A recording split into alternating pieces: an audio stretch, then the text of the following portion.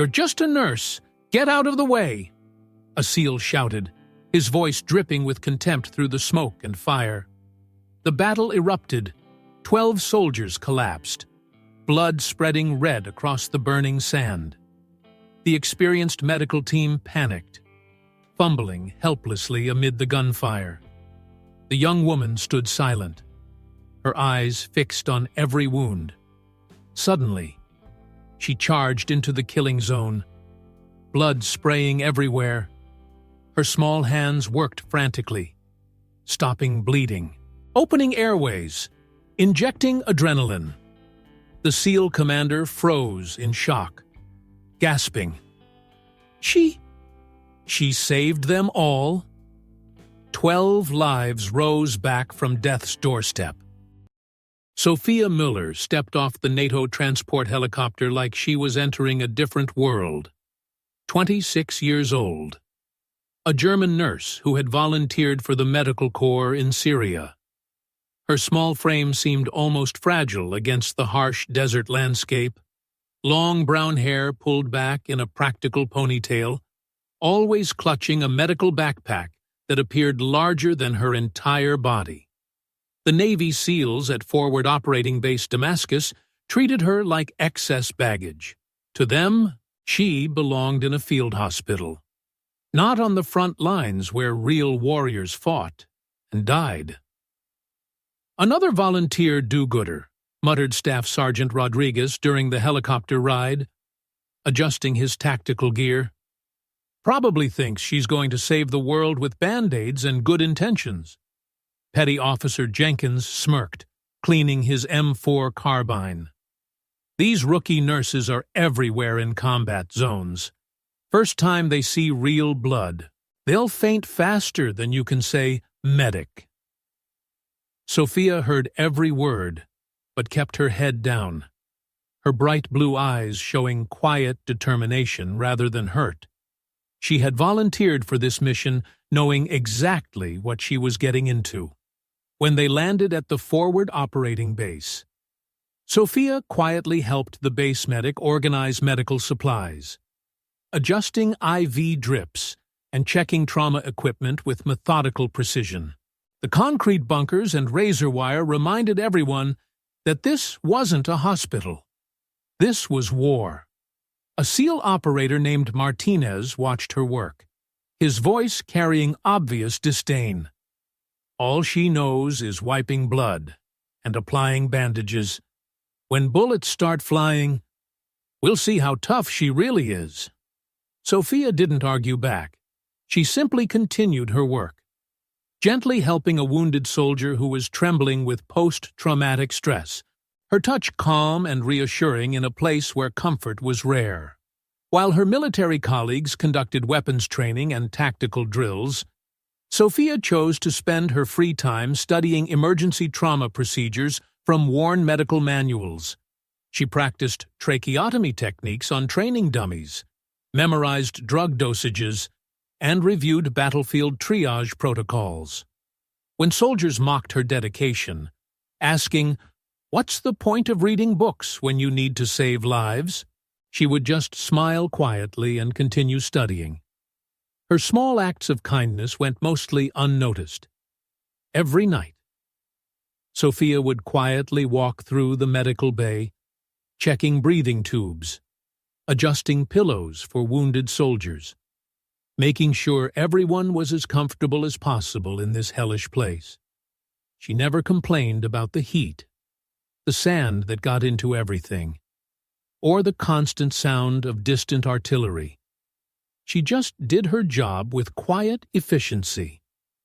One evening, as she was checking on a soldier recovering from shrapnel wounds, he grabbed her wrist weakly. "You're different from the other medics here," he whispered. "You actually care about us as people, not just patients." Sophia squeezed his hand gently. "Everyone deserves to be treated with dignity," she said simply, "especially those who sacrifice so much." The base's chief medical officer, Dr. Harrison, had begun to notice Sophia's unusual dedication. While other medical personnel focused on standard procedures, She seemed to have an intuitive understanding of trauma medicine that went beyond her official training. "Where did you learn to read vital signs so accurately?" he asked one afternoon. "My father was a paramedic in Munich," Sophia replied, organizing medical supplies with practiced efficiency. "He taught me that every second matters when someone is dying." The SEALs continued to treat her as dead weight. During briefings, they would talk around her as if she wasn't there. When discussing dangerous missions, they made it clear that civilians like her were liabilities they couldn't afford. "Nurses belong in hospitals," Commander Blake stated during one tactical meeting. "Not in combat zones, where split-second decisions mean the difference between life and death." But Sophia had seen something in the eyes of the wounded soldiers that the hardened warriors seemed to miss. She saw fear, pain, and the desperate hope that someone, anyone, cared enough to fight for their lives.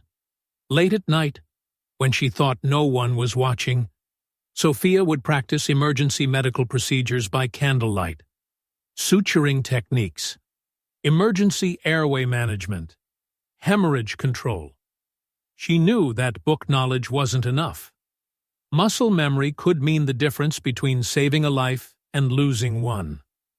A wounded Marine later testified, "She never said much, but I watched her adjust every pillow, check every bandage twice. I knew she wasn't like the other medics. She treated us like we were her own brothers." The morning of September 15th started like any other patrol. 12 Navy SEALs moved through the Syrian desert in 2 Humvees, conducting routine reconnaissance near the Turkish border. The sun was already merciless at 0800 hours, turning their body armor into furnaces.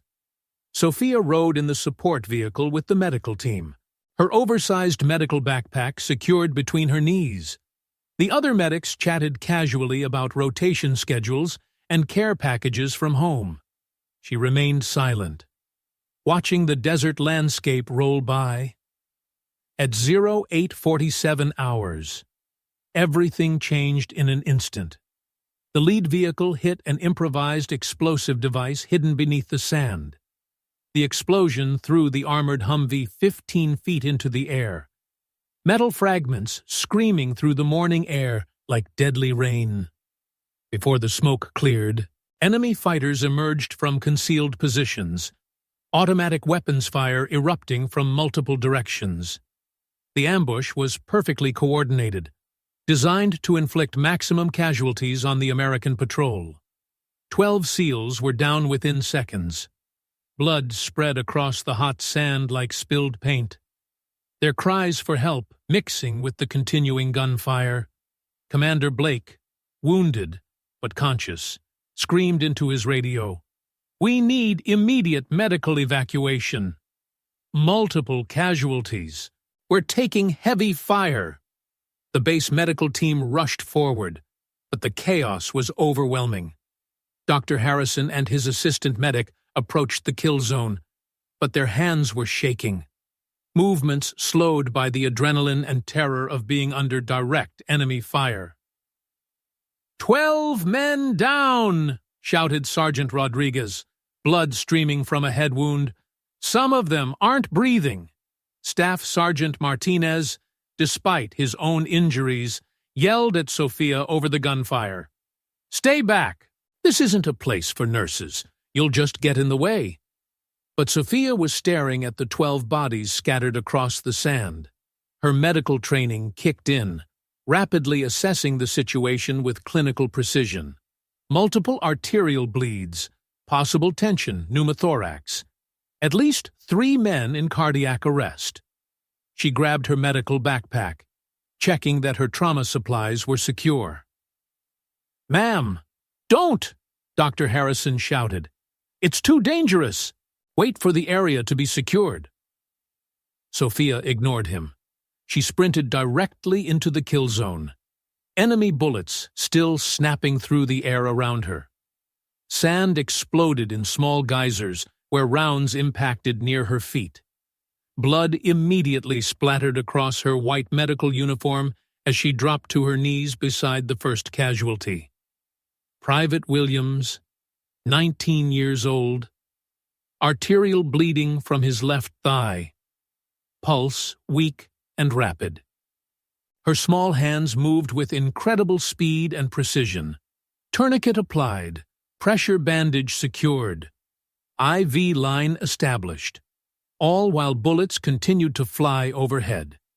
She rolled to the next soldier, Sergeant Morrison, sucking chest wound, labored breathing indicating collapsed lung. Sophia grabbed a needle from her kit, performed immediate needle decompression, watched his breathing improve instantly. The SEALs, who were still conscious, stared in amazement at the small German woman working frantically in the middle of a firefight. Her movements were precise, confident, like she had done this 1,000 times before. "Pressure here!" she shouted to a wounded SEAL, grabbing his hand and pressing it against his teammate's abdominal wound. "Don't let go! Keep pressing." She moved to the third casualty, then the fourth, working on multiple patients simultaneously, stopping arterial bleeding, opening airways, administering emergency medications. Her white uniform was now completely soaked in blood, but her focus never wavered. "She's not even wearing body armor," Martinez gasped, watching Sophia work under fire. The enemy gunfire was intensifying, trying to prevent medical aid from reaching the wounded Americans. But Sophia seemed oblivious to the danger, totally focused on saving lives. Fifth casualty, sixth, seventh. Each soldier received exactly the medical intervention he needed, applied with textbook precision under impossible conditions. "How is she doing this?" Commander Blake whispered, watching the small nurse single-handedly stabilize his entire unit. By the time air support arrived and suppressed the enemy positions, Sophia had treated all 12 wounded SEALs. Every single one was breathing. Every arterial bleed had been stopped. Every airway had been secured. She knelt in the sand, exhausted, covered head to toe in blood that wasn't her own. Her small hands were steady, her breathing controlled, her eyes still scanning for any soldier who might need additional care. The other medics approached cautiously, staring in disbelief at what they were seeing. 12 men who should have died were all stable, all breathing, all alive. "This is impossible," Dr. Harrison muttered. The statistical probability of saving 12 trauma victims under these conditions. Sophia simply reached for her backpack, checking her remaining medical supplies. "We need to get them to the field hospital," she said quietly. "They're stable, but they need surgery." Sergeant Rodriguez later told military investigators, "My hands were shaking so bad I couldn't even hold my rifle steady." But her hands, they never trembled. Not once. She moved between us like death couldn't touch her. As the medical evacuation helicopters arrived, the full magnitude of what had happened began to sink in throughout the entire forward operating base. Sophia had single-handedly stabilized 12 critically wounded Navy SEALs under direct enemy fire. Men who should have died in the sand were now conscious, talking, asking about their teammates. Commander Blake, his arm in a sling from shrapnel wounds, stared at the small German nurse in complete disbelief. His heart pounded as the impossible reality hit him. There's no way, no possible way, that one young nurse could accomplish what an entire experienced medical team couldn't do. The report that went up the NATO chain of command was simple but shocking. 12 casualties stabilized and saved by a single nurse under combat conditions. At NATO headquarters in Brussels, senior medical officers read the report twice, then called for verification. A volunteer nurse had just accomplished what would normally require a full trauma team in a controlled hospital environment. Sophia sat on an equipment crate, exhaustion finally showing on her blood-stained face. Sweat and blood were mixed across her cheeks, but her blue eyes still shone with fierce determination. Staff Sergeant Martinez, the same man who had mocked her medical knowledge just hours before, approached hesitantly. His voice was barely a whisper. I was completely wrong about you. What I said before. Sophia looked up at him with gentle eyes. I didn't save them to prove anything to you, she said softly. I saved them because they needed to live, because they have families waiting for them at home. The woman who was dismissed as just knowing how to wipe blood and apply bandages had become the critical factor in keeping the entire SEAL unit alive. Word spread rapidly through the base communications network. Radio chatter buzzed with the same message. A nurse just saved 12 SEALs. Young soldiers gathered around the landing zone, watching in awe as Sophia helped load the wounded men onto medical evacuation helicopters. They whispered among themselves, already turning her into legend. She's like a real-life Valkyrie, one private said, bringing warriors back from the dead. But the most profound transformation was happening in Commander Blake himself. This was the officer who had stated categorically that nurses belonged in hospitals, not combat zones. Now he approached Sophia with tears in his eyes. The SEAL commander, who had dismissed her as a liability, was now humbling himself before her. Ma'am, Commander Blake said, his voice cracking with emotion, my men are alive today, because of you, because of what you did out there under fire. I owe you an apology that words can't express. Sophia stood up slowly, her medical uniform still soaked with the blood of the soldiers she had saved. Commander, you don't owe me anything. Taking care of wounded soldiers is what I came here to do. But the way we treated you, he continued, the things we said about civilian volunteers, about nurses not belonging in combat. You were trying to protect your men, Sophia interrupted gently. I understand that, but sometimes protection means letting people do what they're trained to do, regardless of their rank or their gender. News of the impossible rescue spread beyond the forward operating base. Military communication networks carried the story across the entire theater of operations. A German volunteer nurse had achieved what military medical textbooks said was impossible. At the field hospital, surgeons who received the 12 wounded SEALs were amazed at the quality of battlefield medicine they had received. Whoever did the initial trauma care, announced the chief surgeon, they saved every single one of these men. The field medicine was textbook perfect. Back at the base, the attitude toward Sophia had completely transformed. Soldiers who had ignored her before now stepped aside respectfully when she walked by. The same medical backpack that had been mocked as too big for such a small woman was now seen as a symbol of hope. Private Johnson, one of the soldiers she had saved, insisted on speaking to her before his evacuation. Ma'am, I was dead. I felt myself going. But you brought me back. How did you know exactly what to do? Sophia knelt beside his stretcher. I studied every night because I knew someday someone would need me to be ready. Today was that day. The psychological impact on the other medical personnel was profound. Dr. Harrison, who had years of experience in combat medicine, approached Sophia with newfound respect. Where did you learn trauma medicine like that? Your techniques were more advanced than what we teach in military medical school.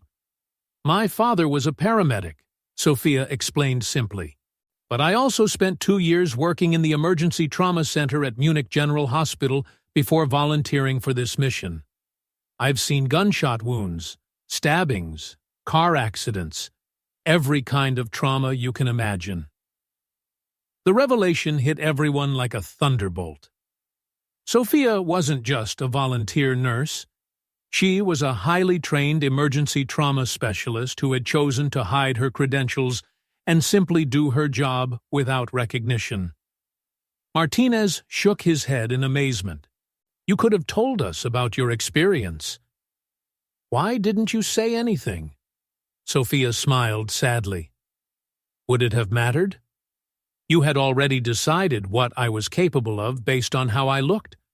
Sometimes it's better to let your actions speak instead of your resume."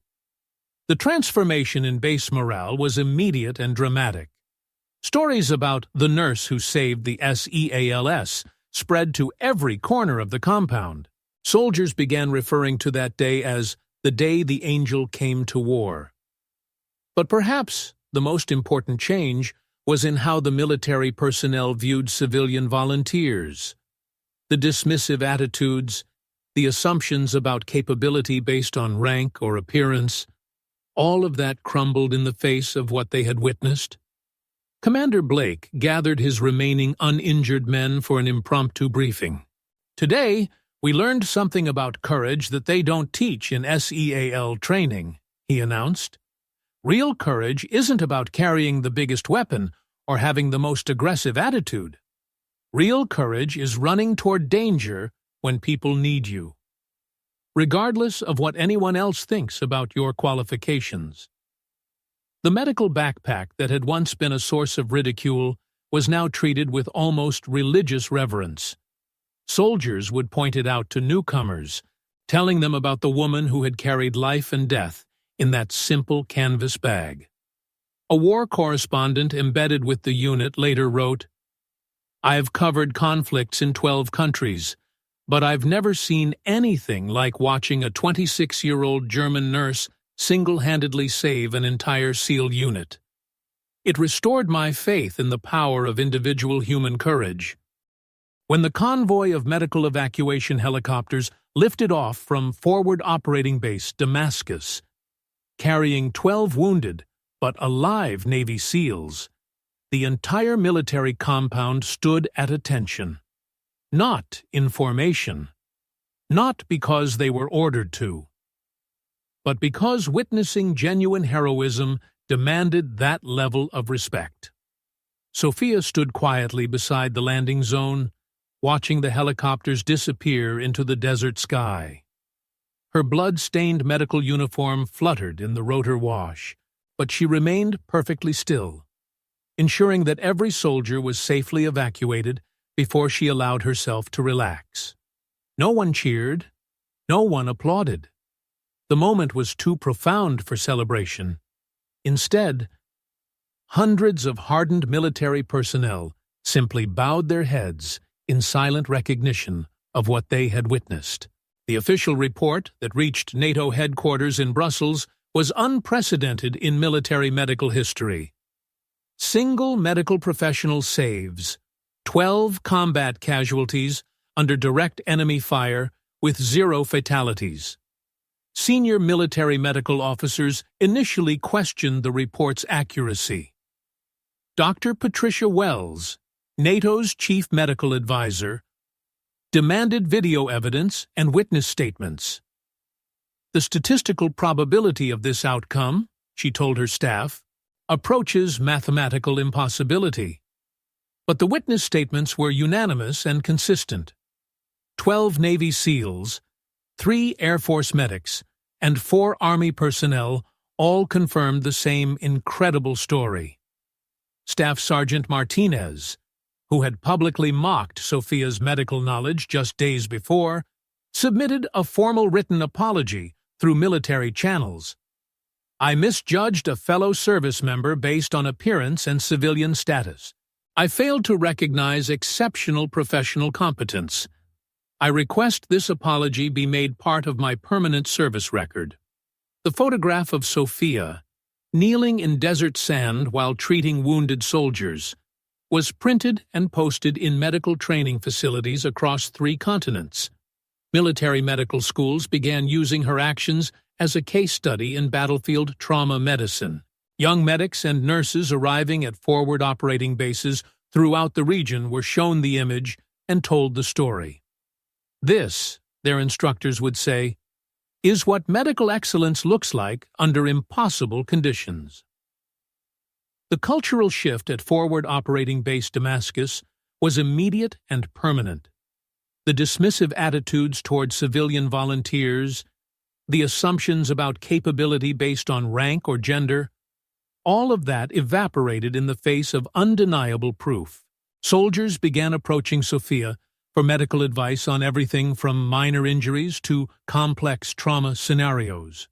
Her opinion, once dismissed as irrelevant, was now sought out and respected.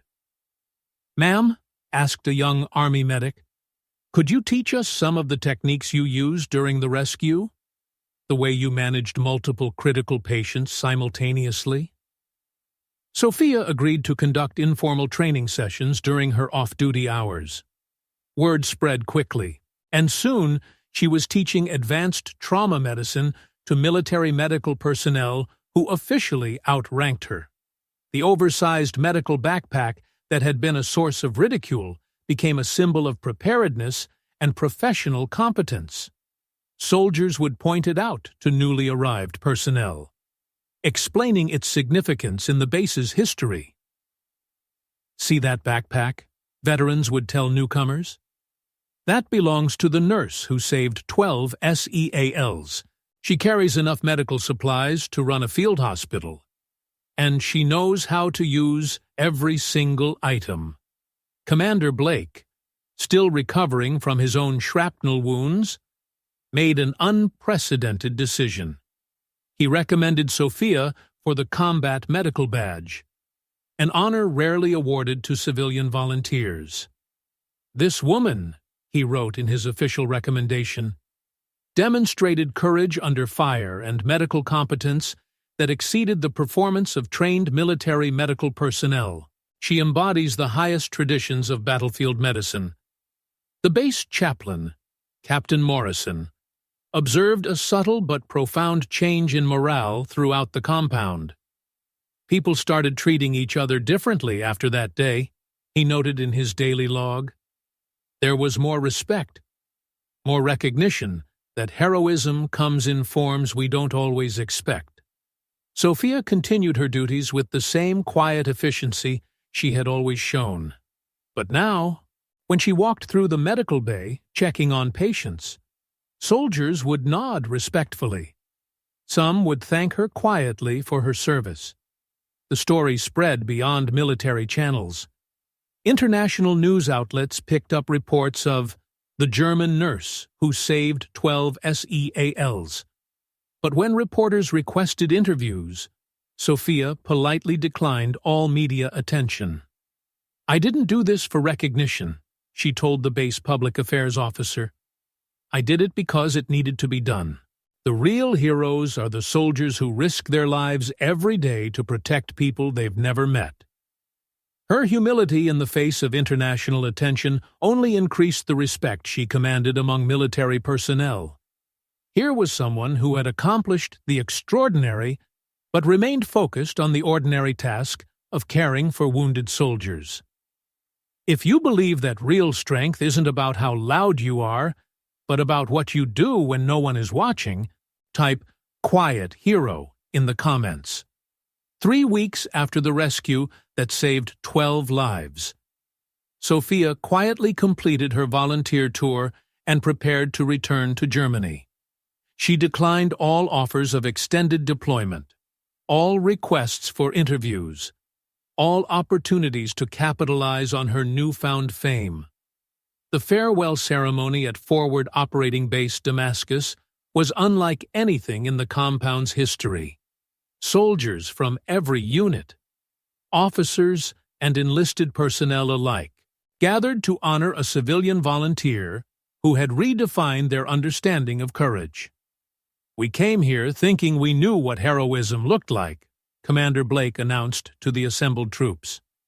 We thought it required weapons, rank, years of training. Sophia Müller taught us that real heroism requires only one thing: the willingness to act when others need you, regardless of the personal cost. But Sophia herself remained characteristically humble. I was simply doing my job, she told the gathering. Every person here, from the newest recruit to the most senior officer, faces danger to protect people they've never met. That's the real heroism. As her transport helicopter prepared for departure, soldiers approached individually to thank her, not for the cameras or the official record, but person to person, human to human. Private Williams, one of the 12 men she had saved, pressed a small package into her hands. "This is from all of us," he said. Inside was a simple silver pendant, engraved with the words, "Guardian Angel," and the date of the rescue. "We'll never forget what you did for us," Sergeant Morrison added. "You gave us the chance to go home to our families. There's no way to repay that." Sophia looked at each of the men she had pulled back from death. "You repay it by living good lives," she said simply, "by being the kind of men your families can be proud of. That's all the payment I need." After she departed, the medical backpack she had used during the rescue was displayed in the base medical facility. A simple plaque read, "In memory of extraordinary service under fire. Some heroes carry guns. Others carry hope." The story of Sophia Müller became required reading at military medical schools. Her techniques were studied, her decision-making process analyzed, her courage examined as a model for battlefield medicine. But perhaps the most important legacy was simpler. Throughout military installations around the world, the assumptions people made about capability based on appearance began to change. The questions soldiers asked shifted from, "What do you look like?" to, "What can you do?" 6 months later, Commander Blake received a simple postcard from Munich. No return address, just a photograph of Sophia working in a civilian emergency room, and a handwritten note, still saving lives, still staying quiet about it. The greatest victories aren't won by those who make the most noise, but by those who do what needs to be done when no one is watching. If this story changed how you see the quiet people around you, share it with someone who needs to know that heroes come in all shapes and sizes. Subscribe to SN Quiet Stories, where we honor the everyday people who do extraordinary things. Because sometimes, the person who saves your life might be sitting quietly in the corner.